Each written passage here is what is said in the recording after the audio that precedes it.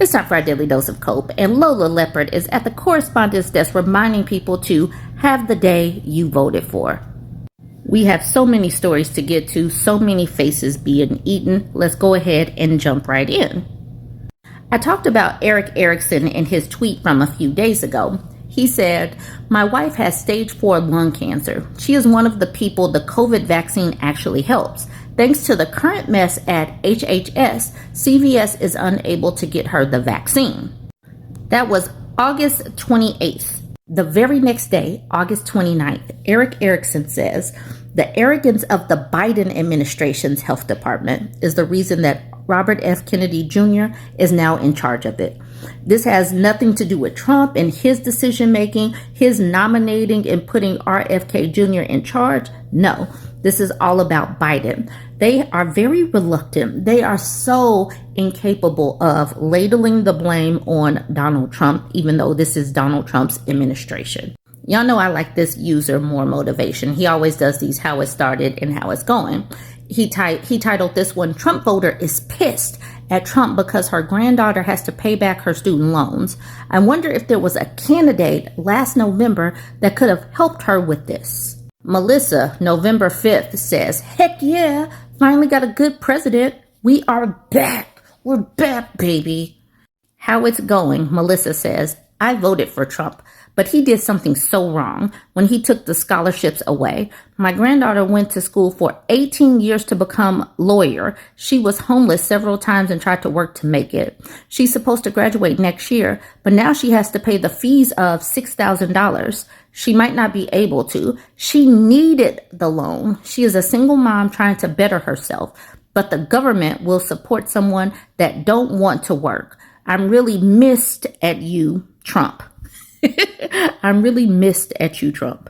Someone else had posted this and the Leopards ate my face as well. And I wanted to come to the comments underneath this post. Bosniak says, "What part of I love the uneducated did you not understand?" Desert Nomad said, "You can tell just how uneducated his voters are by their abysmal use of the English language." Like, yeah, that was challenging to read. And if you were just listening, that was not me fumbling over my words. That's just how bad she wrote that. No Satisfaction says, "The fact that they vote for him says it all. They also say brilliant things like, 'I'll never vote for a Democrat.' Really? Never? You can go back and forth if you have to. It's not sports. It's not a team." But then Autistic Penguin says, "For them it is," as in it's not a team. She says, "For them it is." In the "You Voted for That" subreddit, this person posted this. "Less than 6 months ago, this coffee was $11.98. Now it's sitting at $22. Yes, we Americans are paying for these tariffs while Trump and MAGA are sitting up here celebrating all the money that we are bringing in from ourselves." Oh, these people. Just a few comments. Lanthin says, "I paid $11 for a 2-pound bag of Starbucks at Costco over the weekend. I guess I need to stock up big time while they have them on sale." Deeper Thought says, "Maxwell House here in the Midwest went from $9.88 to $19.88 in the last year or so. They used to put it on sale once in a while, but I have not seen one in many months." Polaris says, "But we totally don't pay the tariffs." Now, Apprehensive says, "Glad I quit coffee. Now I just need to quit chocolate too. Walmart doesn't even have the big bag I used to buy anymore." And that is sad, but yes, we are having all kind of supply chain issues as well. Yay, you gotta love this. You gotta love tariffs and trade wars. It just makes grocery shopping so amazing. I hate grocery shopping. The one big beautiful BS of a bill is going to bite red voters in the butts because many rural voters are red voters. So, health insurance will cost more for millions of Americans, especially rural residents. A combination of Trump administration policies will make healthcare coverage more expensive for people who purchase plans from health insurance marketplaces, and rural residents will be hit the hardest, according to a new analysis.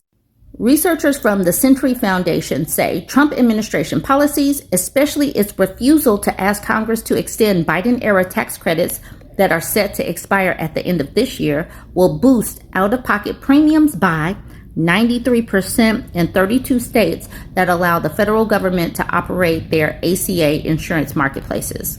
New rules and tariffs will have a smaller impact. Rural county residents in those states will see an increase of 107%, while residents of urban counties will pay 89% more, according to the analysis by Century Foundation, a left-leaning research nonprofit. Insurers participating in the Affordable Care Act marketplaces are proposing a median premium increase of 18% for 2026, the biggest jump since 2018, and 11 points more than the growth from 2024 to this year. That bump would come on top of the increase resulting from the expiration of the tax credits and other policy changes. About 2.8 million people who are enrolled in marketplace plans in the 32 states live in rural counties, including 776,000 adults between the ages of 55 and 64, and more than 223,000 children, according to the Century Foundation. Rural residents tend to be older. They tend to be more likely to have chronic illness at the same time, said Janine Lambrou, Director of Healthcare Reform at the Foundation. It costs more both because they have somewhat greater needs and less access to healthcare. This is going to be a double whammy for many people because their costs are going to go up. Tariff prices are raising everything else up. Prescription drug costs are going up. But how much people are making is not going up. It's about to be really ugly out there. Here's another how it started, how it's going from more motivation. So Professor Janina Ramirez says, "What an effing disgrace you are, Trump and Vance. Your behavior makes me despair for humanity. You're the vilest of bullies, most ignorant of men, most hideous examples of humankind. You disgusting, despicable bullies. You fools are destroying goodness and threatening the world." That was back in February. TK said, "Cry more. We voted for them. Hell yeah, MAGA." So TK says that on March 1st, 2025. Health Ranger says, "How come every time Trump announces a new tariff to punish some other nation, it actually punishes my Texas business and all my customers too?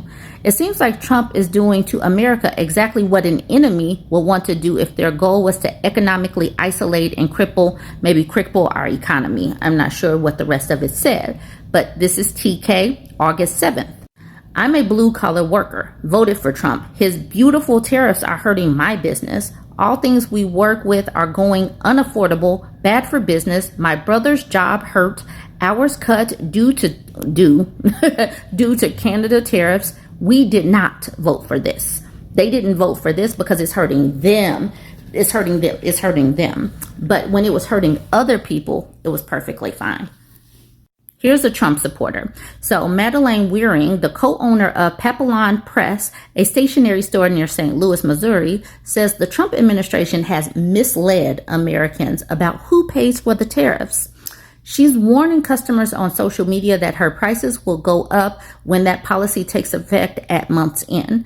"I did like Trump, but as soon as I started paying attention to how this is actually impacting people's lives, my perspective changed," she said. "He's doing things that are very harmful to the country." You don't say, Madeline, it's hurting people? Yes, it actually is because we Americans pay the tariffs.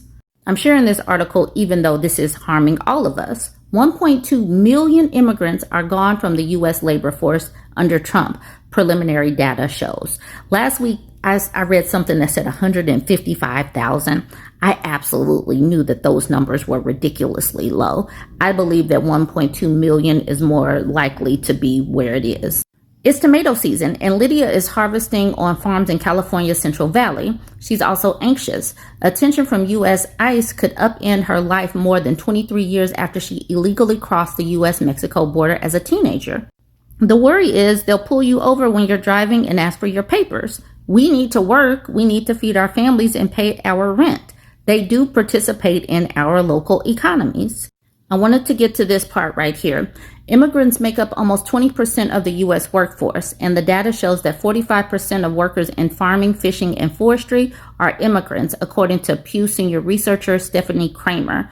Please understand that running all of these people out is going to harm American businesses, is going to harm communities, but that's what we get.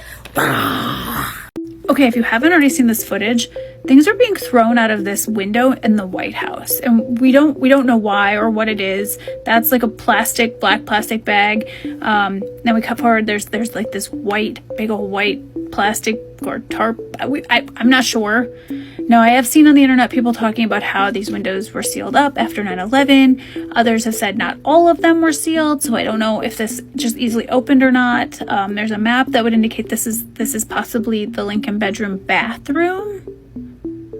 But what the hell is that? What the hell is that? What is happening right now? This is so fucking bizarre. But no, like, seriously, and this is the photo from today. It's just, he doesn't look well. I am definitely part of the whole, like, stroke crowd as far as something has happened that he is not able to or comfortable speaking in front of us, because we'll know. Like, do we even have a count on, like, how long he's gone without talking to the press in the past? Because I don't know that he's ever gone this long. Something's going on.